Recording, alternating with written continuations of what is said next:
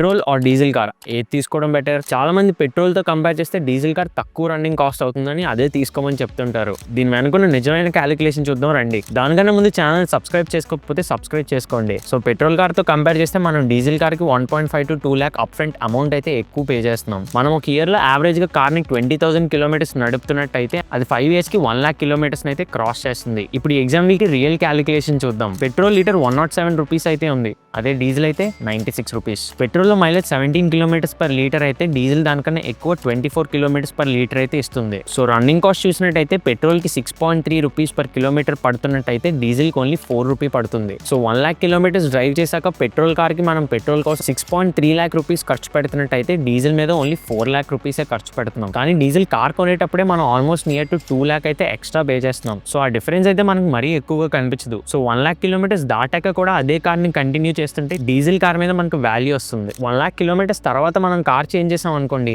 ఆ కేసులో మనం పెట్రోల్ కార్ ని కొనడం బెటర్ ఆప్షన్ అవుతుంది. అండ్ అదే ఈఎంఐ లో కార్ తీసుకున్నట్టయితే ఈ క్యాలిక్యులేషన్ ఇంకా మారుతుంది. మీరైతే ఏ కార్ తీసుకుంటారు, పెట్రోలా డీజిలా? ఇప్పుడే కామెంట్ చేయండి. అండ్ ఛానల్కి ఇదే ఫస్ట్ టైం వచ్చినట్టయితే సబ్స్క్రైబ్ చేసుకోవడం మర్చిపోకండి.